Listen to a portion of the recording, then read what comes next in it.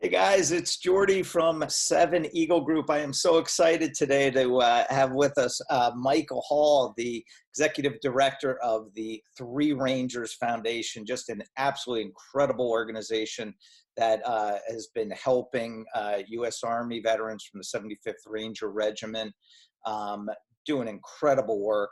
Um, and just a real powerhouse in the military community. And we are so happy to support and to team up with them and to see if we can help them with their mission. Michael spent 34 years in the Army as well, in the 75th, a distinguished career. And Michael, thank you so much for taking some time to be here today and to share your story and to tell us a little bit more about your Thanks for the opportunity. Thanks for having us. Yeah, so why don't we start? Tell everyone a little bit about your career with the Army and what you did and what you learned from being in the military and how much that shaped the man who you are today. Yeah, the Army definitely shaped me, and specifically the 75th Ranger Regiment. I grew up Lorain County, just west of Cleveland. One of them broken home stories. My father left when I was very young. Went through a couple stepdaddies and grew up on welfare. And but you don't remember those things. I mean, life was what it was. Kids were kids, and you didn't know what you didn't have because you didn't have it. It was simple as that. But I also grew up in a culture where you graduated high school and you went and you served. I mean, my uncle served, and everybody I sort of knew of, you served. That's just something you did. And growing up in the culture I grew up, and that part of Ohio, so I knew I was going to go do that, and come back and hopefully with the military's assistance go to college or go to work for Ford Motor Company, or what most people did back in Northeast Ohio back in those days. So I always wanted to be a Marine. I'd signed up to be a Marine. I was walking out and Broadway on Lorain, and this Army guy grabbed me and said, what are you doing with Marines? I said, well, I'm a Marine. And he goes, well, what do you want to do? I said, I just want to be a combat infantryman. And he goes, no, we got something better than that. We have these Rangers. I said, oh, what's a Ranger? So he brought me in and he told me a bunch of stories, none of which ended up really being true because Ranger battalions had just reformed. But in the end, it all, I don't think he lied to me, but in the end, it all worked out. I ended up, my first assignment was to the 1st Ranger Battalion. And I got in, and my squad leader, took me aside and taught me a bunch of things and talked to me, and had the whole squad around and showed me how to shine boots and sew and iron and, things that seem sort of goofy, but, growing up as I did, he plopped a self-addressed or an addressed envelope on my bed, and he said, write your mom. This is before cell phones and all that stuff. It's 1976. He goes, write your mom and tell her where you're at, and this is how she can get a hold of me, him, my squad leader. Yeah. And you can tell her you're all right or you're not all right, but just tell her if she's got any questions to call me. And so I went home and I did call my mom that night, and I said, Mom, I've just met the 10 best friends I've ever had in my entire life. And most people, a lot of people's experience goes back to their high school friends or their college friends, but that reception and integration I got into that organization of people that truly cared about me. They were gonna, they told me what the standards were. They told me it was going to be hard. They told me what was expected of me, and they told me that they were going to hold me to those standards. But it was in such a way that I knew they truly cared about me. And so that was my integration into the military, and specifically into that organization. And I was lucky because that organization, until you got physically broke, you could stay there.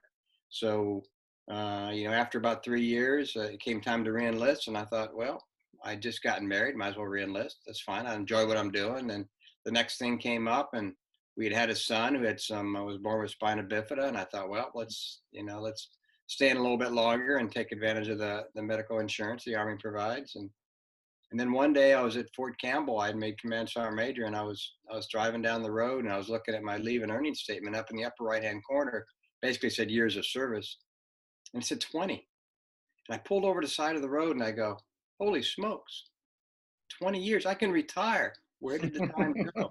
I mean, that's the kind of experience that I had in the military, and the kind of person it changed me into in so many ways. So What did you learn from that? Like, what are some of the big lessons you learned from being in the military and with the guys? And yeah, well, what I learned, and what I didn't quite catch it early on, but it's something you learn a little bit later is, it taught me there's something bigger and more important than you. That Mhm. there's extreme satisfaction in making an organization better and being part of something where 1 + 1 = 3, where Yeah. you're around people that friend to the end. The last three letters of friend are END, and these are folks that that you absolutely knew you could count on, and whether you knew them a day or whether you knew them 20 years, you knew they'd always be there for you.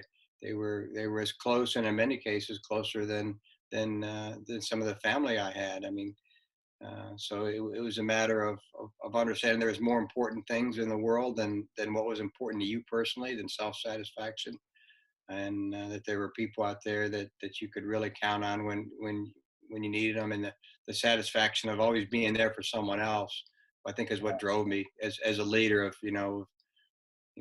someone once told me, what a leader does is he works for his people, and once you convince your folks that you're really working for them, that's success as a leader.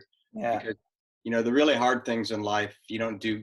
People think, well, the sergeant or the lieutenant says charge the machine gun bunker, and you charge it because he tells you, because you're afraid of him. That's not how it works. I mean, you're probably going to charge that machine gun bunker because you trust in him, you trust in the guys on your left and right. He's going to give you all the support. He wouldn't tell you to do it if he didn't think you're going to be successful. So Yeah, that's good advice. What talk now a little bit about Three Rangers Foundation. Give us an intro to to the organization.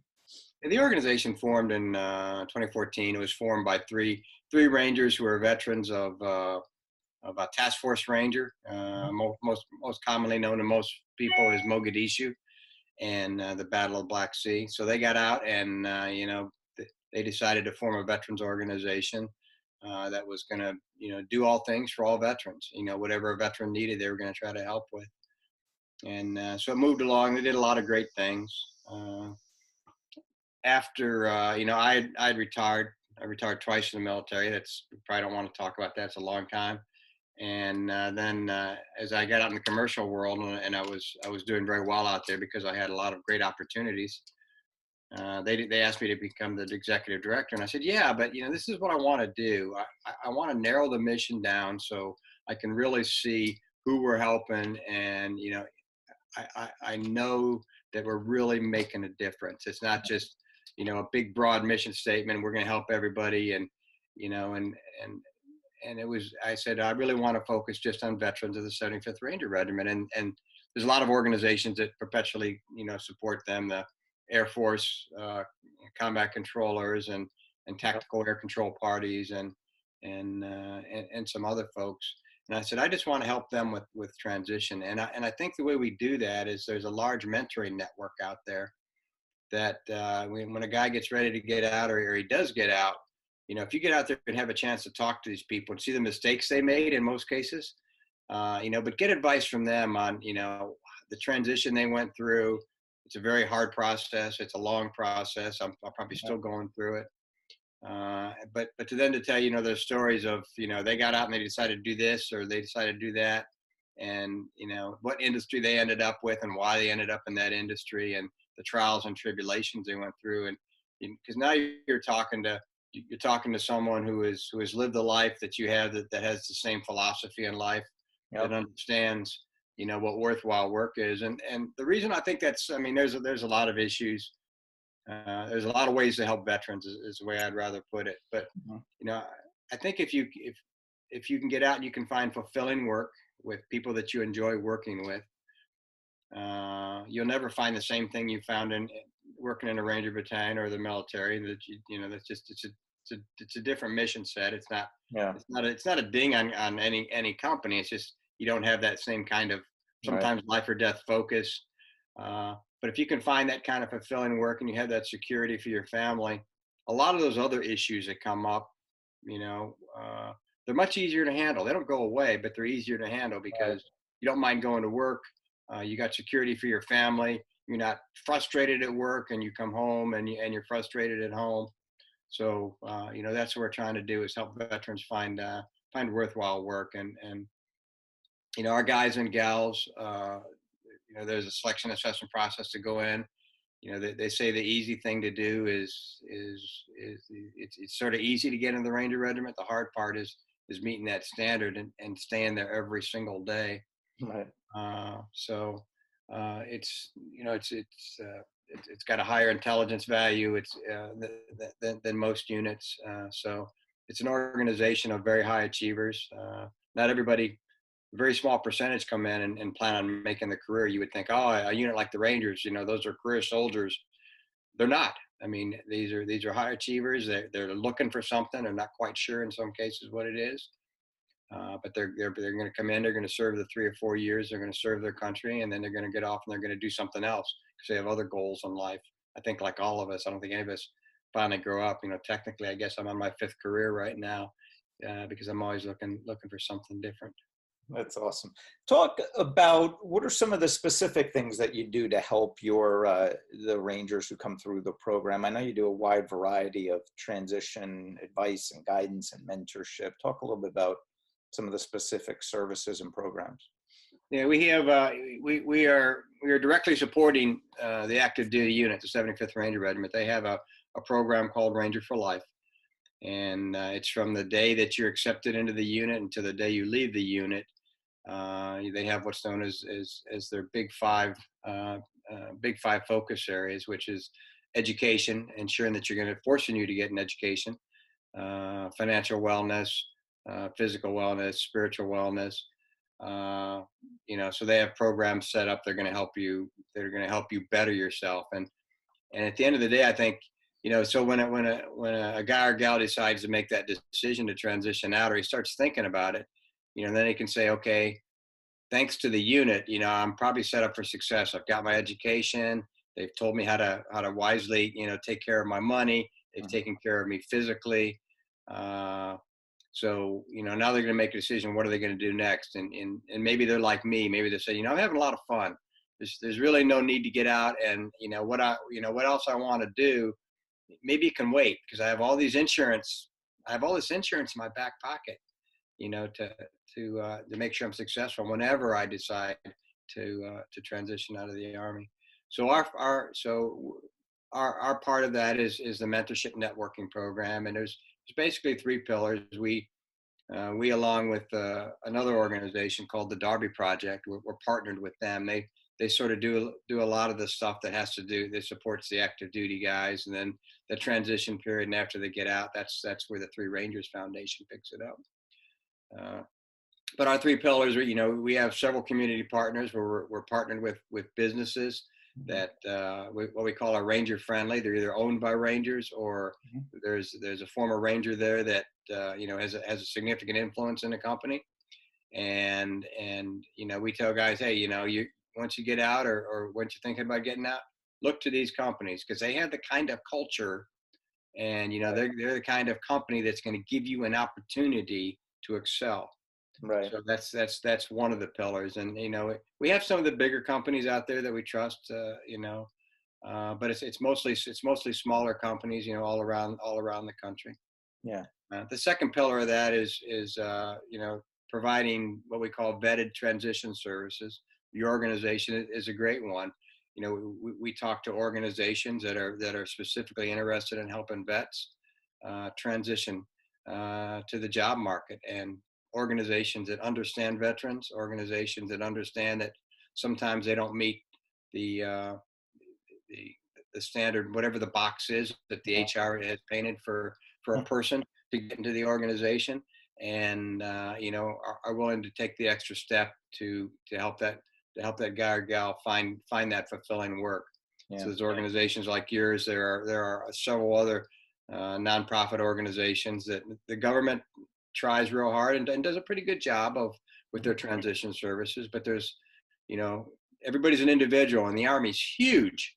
So, the Army's never going to be able to spend, the time that's required for each individual. So we're also partnered with several what we call, transition organizations that'll, some of them are 2 and 3 week blocks where they'll they'll take you away and they'll run you everything from resume writing to, Yeah. how to talk and how to do interviews and all that kind of stuff. So we have several organizations like that, and we have a couple other organizations like Seven Eagle Group that we trust to say, here's an organization, link up with them. They're going to help you find what you're looking for. And then, of course, the third part is the mentoring network, and we have several hundred former Rangers that have signed up to be mentors. And it's not necessarily a job network. It's more of Support. Yeah. we talk to guys. We say, what do you think you want to live? Is there any industry you might be interested in? What are some other thoughts? And so then we try to get them in contact with 10 or 12 different veterans that sort of touch on any of those three kind of categories, and they link up and they talk. And the magic is, a lot of times they just don't. It's maybe not that they're going to say that transitioning veteran Bob is talking to Jim, who's been out for 20 years, and Jim's going to get him a job, but Jim's going to get to know him. Nobody wants, help him through that transition phase and then go, I don't have anything for you, but he knows other people. He has his networks. Absolutely. So now, so maybe he doesn't directly find him a job, but this happened just recently, but he knows other folks, and he's going to hear about something. He's going to say, hey, I know a guy that fits the bill for the guy that you're looking for. Right. Why don't you take a look at this guy? And again, that's what we're trying to do is build out that network so guys get a chance. And it, quite frankly, in a lot of cases, it is who you know. And but sometimes it's not someone you directly know. It's someone vouches for you who vouches for someone else, and then the results speak for themselves. So where we have gotten former Rangers into organizations, they hire one, and next thing a month later, hey, we hired four more because they see what they got, and of course that's good too, because now that Rangers working with other Rangers, the organization's getting better, and it's almost like old times too. So it's a huge win-win for companies that experience that. And just to have that support, not just like get the guy a job, but to know he has that support system around him. And here are these other guys who speaks his language, and they have that camaraderie. And because it's hard when you're out of work and you're looking for something, it can be really depressing, and you feel like you're alone on an island. And to know that they have groups like yours who are just looking out for them and providing that support group around them, that's huge. How can people get involved with your organization? Do you have volunteers, people who can volunteer? I know, and tell people too, if you have the means to support them financially, is there a way people can donate? Yeah, people are, if you go on our website, Three Rangers Foundation, you'll see a donate button. And, I would encourage people to look at our website, see what we do, and decide if that's something they want to support. One of the good things about this organization is it quite frankly, it doesn't take a ton of money to run. That doesn't mean don't give money, because it does take, it does take some money to run. I'm lucky I don't have to worry about finances myself, again, because when I got out, I knew some people. I got a good job. But we don't need a ton of money. We're not going to have a huge fundraiser. And I think we do something called, and it goes back to the formation of the organization, the Three Rangers Foundation, and it goes back to Task Force Ranger in Mogadishu. We do a virtual Mogadishu mile, and you can go on the website and find out about that. But it's basically as the battle finished up, and they were extracting and trying to move back to the airfield. They basically on foot, because there wasn't enough vehicles. They had to basically run and fight their way back to the airfield, and it became known as the Mogadishu Mile. So in order to keep the memory of those Rangers and other special operators that lost their lives, once a year, we run that race in commemoration of them. So it's not a huge fundraiser. We do a golf tournament in May. But again, we just don't, these are, all these mentors and organizations like yours, it doesn't cost anything other than my time to talk to you and find out if you're the right kind of organization, and then talk to the guys, find out what they need, and get them hooked up with the right kind of organizations. Yeah. Well, Michael, I can't thank you and your team enough for the great work you guys are doing to support the the Rangers. It is an honor for us to team up with you and to help in any way we can. And I'm so glad we had a chance to meet. And I thank you again so much for taking some time today and telling everybody a little bit more about Three Rangers Foundation.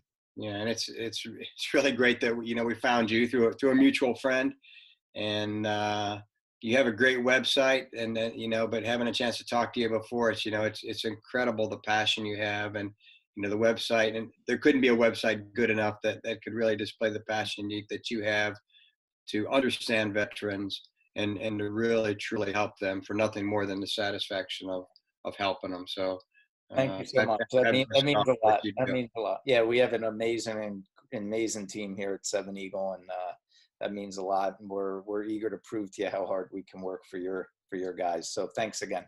Thank you.